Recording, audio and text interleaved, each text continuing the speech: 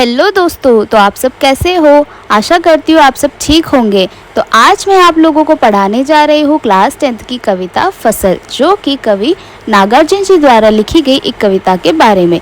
तो चलिए शुरू करते हैं। उपयुक्त पंक्तियों में कवि कहते हैं कि एक या दो नहीं बल्कि अनेक नदियों का पानी अपना जादुई असर दिखाता है, तब जाकर फसल यानी क्रॉप्स पैदा होती है।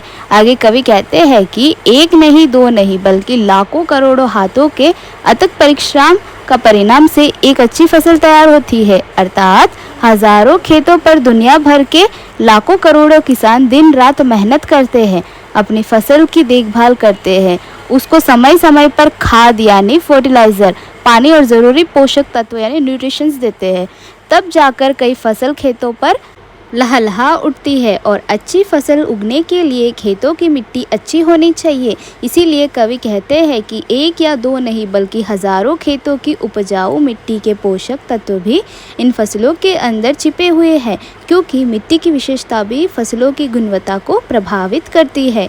यानी मिट्टी से मिलने वाले ज़रूरी पोषक तत्व फसलों के लिए ज़रूरी होते हैं, और अलग अलग तरह की फसलों को उगाने के लिए अलग अलग तरह की मिट्टी व उसके गुण आवश्यक होते हैं।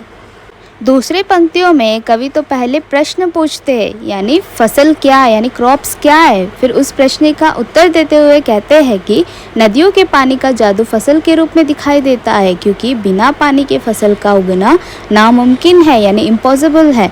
करोड़ों किसानों की दिन रात की मेहनत का नतीजा फसल के रूप में मिलता है। भूरी यानी ब्राउन, काली व खुशबूदार हल्की पीली मिट्टी यानी अलग अलग प्रकार की मिट्टी के पोषक तत्व और सूरज की किरणों में भी रूप बदलकर इन फसलों के अंदर समाहित रहती है, क्योंकि सूरज की रोशनी और हवा में उपस्थित कार्बन डाइऑक्साइड गैस को अवशोषित यानी अब्जॉर्ब कर ही पौधे अपनी पत्तियों के द्वारा भोजन बनते हैं।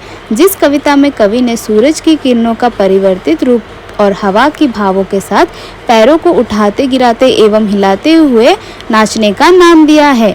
तो दोस्तों, आपको ये कविता पसंद आई तो प्लीज़ लाइक, शेयर और सब्सक्राइब ज़रूर करना। तब तक के लिए बाय बाय।